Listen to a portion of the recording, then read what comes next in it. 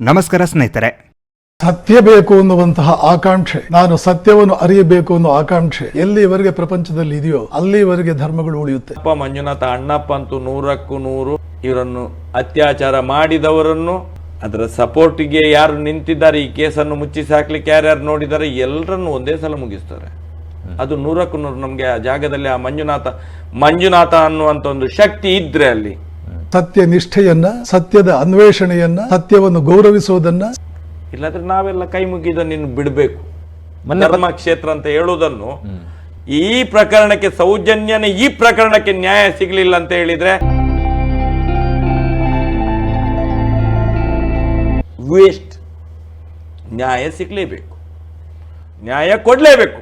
ನಾವು ಕೇಳುದು ಅಣ್ಣಪ್ಪ ಮಂಜ ಸತ್ಯಕ್ಕಾಗಿ ಯಾವ ತ್ಯಾಗಕ್ಕೂ ಸಿದ್ಧರಾಗುವುದನ್ನ, ಆ ಪ್ರವೃತ್ತಿಗಳನ್ನ ಜನರಲ್ಲಿ ಬೆಳೆಸುವುದರ ಮೂಲಕ ಇಷ್ಟೇ ಧರ್ಮಕ್ಕೆ ಉಳಿಬೇಕಾದ. ಸ್ನೇಹಿತರೆ ನಮಸ್ಕಾರ. ನಾನು ಇತ್ತೀಚೆಗೆ ಒಂದೆರಡು ದಿವಸದಿಂದ ಧರ್ಮ ಸಂರಕ್ಷಣಾ ಯಾತ್ರೆ ಅಂತ ಸೋಷಿಯಲ್ ಮೀಡಿಯಾದಲ್ಲಿ ನೋಡಿದೆ. ತುಂಬಾ ಖುಷಿ ಕೂಡ ಆಯ್ತು. ನಮ್ಮ ಧರ್ಮದ ಸಂರಕ್ಷಣಾ ಯಾತ್ರೆ ಅಂದ್ರೆ ನಾವೆಲ್ಲರೂ ಏನು ವಿಷಯ ಅಂತ ನೋಡ್ಲೇಬೇಕಲ್ವಾ? ಹಾಗಾಗಿ ನಾವು ಹಿಂದೂಗಳು ನಿಜವಾಗಿಯೂ ನಮ್ಮ ಧರ್ಮದ ಆಚಾರ ವಿಚಾರಗಳನ್ನು ಮೈಗೂಡಿಸುತ್ತಾ ನಮ್ಮವರು ಏನಾದರೂ ತಪ್ಪು ಸರಿ ದಾರಿಯಲ್ಲಿ ಹೋದರೆ ಅವರನ್ನು ಎಚ್ಚರಿಸುತ್ತಾ ಸಲಹೆ ಕೊಡುತ್ತಾ ಎಲ್ಲರನ್ನೂ ಒಗ್ಗೂಡಿಸಿಕೊಂಡು ಒಟ್ಟಾಗಿ ದೇಶವನ್ನು ರಾಮರಾಜ್ಯವನ್ನಾಗಿಸುವ ಕನಸನ್ನು ನನಸು ಮಾಡಲು ಪ್ರಯತ್ನವನ್ನು ಮಾಡುತ್ತಾ ಮುಂದೆ ಹೋಗುವವರು. ಈಗ ವಿಷಯಕ್ಕೆ ಬರುವ. ಈ ಧರ್ಮ ಸಂರಕ್ಷಣಾ ಯಾತ್ರೆ ಅಂತ 2 ದಿವಸದಿಂದ ಯಾರು ಸೋಷಿಯಲ್ ಮೀಡಿಯಾದಲ್ಲಿ ಹಾಕ್ತಾರೆ ಅವರು ನಮ್ಮ ಧರ್ಮದ ಸಂರಕ್ಷಣೆಯಲ್ಲಿ ಈ ಹಿಂದೆ ಏನು ರಕ್ಷಣೆ ಮಾಡಿದ್ರು ಅಂತ ನೋಡಿದಾಗ ನಾನು ನಂಬಿಕೊಂಡು ಬರುವಂತಹ ಕಟೀಲು ದೇವಸ್ಥಾನದ ಬಗ್ಗೆ, ಅಲ್ಲಿಯ ವಿಚಾರದ ಬಗ್ಗೆ ಅತ್ಯಂತ ಕೆಟ್ಟದಾಗಿ ಮಾತನಾಡಿದವರು ಈಗ ಧರ್ಮಸ್ಥಳಕ್ಕೆ ಧರ್ಮ ಸಂರಕ್ಷಣಾ ಯಾತ್ರೆ ಅಂತ ಶುರು ಮಾಡಿದ್ದಾರೆ. ಸ್ನೇಹಿತರೆ,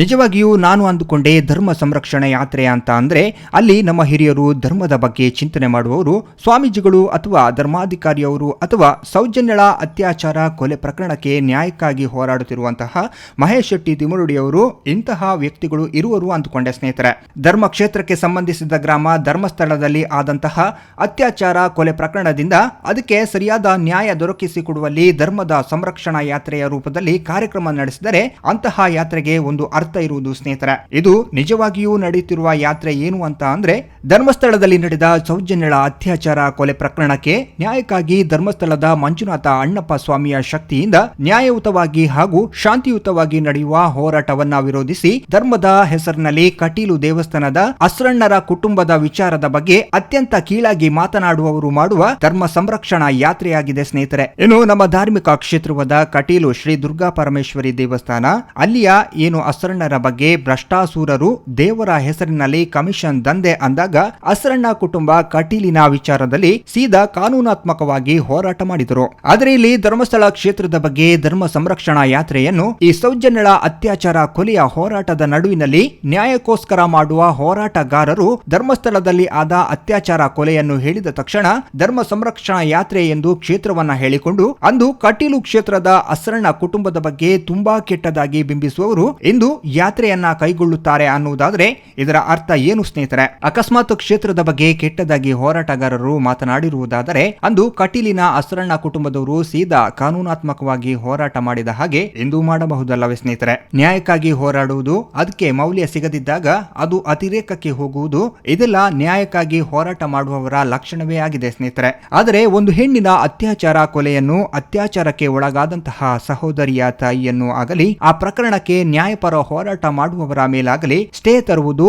ತೇಜೋವಧೆ ಮಾಡುವುದು, ಇದೆಲ್ಲವನ್ನು ಮಾಡುವುದು ಎಷ್ಟು ಸರಿ ಸ್ನೇಹಿತರೆ? ಈ ಪ್ರಕರಣಕ್ಕೆ ಸರಿಯಾದ ನ್ಯಾಯ ಸಿಕ್ಕರೆ ನಮಗೆ ಕಾನೂನು ನ್ಯಾಯ ನಂಬಿಕೆಗೆ ಗಟ್ಟಿಯಾದ ಬಲ ಬಂದಂತಾಗುವುದು ಸ್ನೇಹಿತರೆ. ಈ ಪ್ರಕರಣಕ್ಕೆ ಸಂಬಂಧಿಸಿದಂತೆ ಆ ಸಂದರ್ಭದಲ್ಲಿ ಆದಂತಹ ಸಾಕ್ಷಿ ನಾಶಗಳು ಎಲ್ಲರಿಗೂ ತಿಳಿದಿರುವುದು ಸ್ನೇಹಿತರೆ. ಹಾಗಾಗಿ ಆ ಸಂದರ್ಭದಲ್ಲಿ ಇದ್ದಂತಹ ಅಧಿಕಾರಿಗಳನ್ನಾಗಲಿ ಡಾಕ್ಟರ್ಸ್ ಗಳನ್ನಾಗಲಿ ಅವರನ್ನ ಮರು ತನಿಖೆ ಮಾಡಿದರೆ ನೈಜ ಆರೋಪಿಗಳು ಸಿಗಬಹುದು ಸ್ನೇಹಿತರೆ. ಹಾಗಾಗಿ ಈ ಪ್ರಕರಣದಲ್ಲಿ ಪರ ವಿರೋಧ ಯಾಕೆ ಮಾಡ್ತಾರೆ ಅನ್ನುವುದೇ, ನಮ್ಮ ಮಾನವೀಯತೆಯ ಮೌಲ್ಯ ಎಲ್ಲಿಗೆ ಹೋಗಿದೆ ಅನ್ನುವುದೇ ದೊಡ್ಡ ಪ್ರಶ್ನೆ ಸ್ನೇಹಿತರೆ. ಎಲ್ಲರಿಗೂ ಏನು ಬೇಕಾಗಿರುವುದು?